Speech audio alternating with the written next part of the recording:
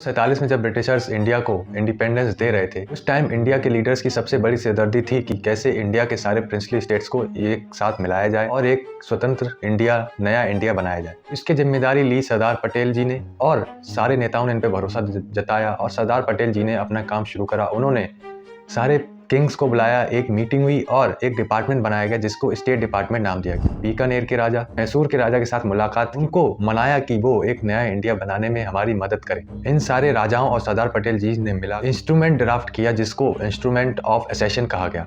इसके 3 की फैक्टर्स थे जिससे कोई भी प्रिंसली स्टेट इंडिया में शामिल करा जाए। सबसे पहला था डिफेंस, दूसरा एक्सटर्नल अफेयर्स और तीसरा कम्युनिकेशन सिस्टम। मोस्टली जितने प्रिंसली स्टेट्स थे उसमें से काफ़ी प्रिंसली स्टेट्स मान गए पूरी तरह से इंडिया में शामिल होने के लिए, लेकिन कुछ उसमें से नहीं माने।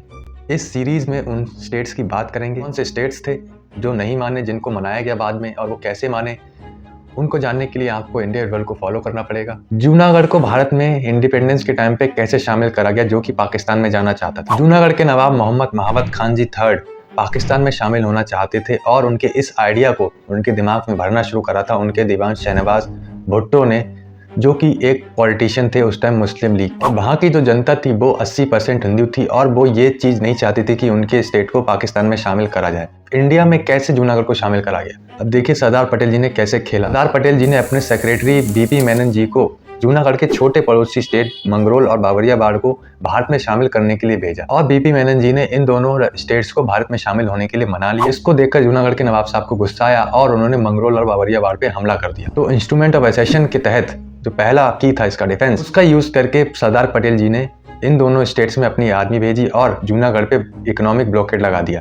जूनागढ़ के नवाब साहब ने पाकिस्तान से मदद मांगी, पाकिस्तान ने बोला हम आपकी मदद नहीं करेंगे। जूनागढ़ के नवाब पगला गए और अपना सामान सट्टा लेकर भाग गए कराची और फिर वहाँ कोई भी राजा ना होने की वजह से जूनागढ़ को इंडिया में शामिल कर लिया। 20 फरवरी 1948 को जनमत संग्रह होता है जूनागढ़ में। 99% आबादी जूनागढ़ की भारत में शामिल होने के लिए वोट करती है। अगली वीडियो जो आएगी वो आएगी भोपाल और त्रावणकोर। लेकिन अगर आपको ये वीडियो अच्छी लगी हो तो इंडिया वर्ल्ड को फॉलो करें और प्लीज़ वीडियो को शेयर भी करें। Thank you for watching this video.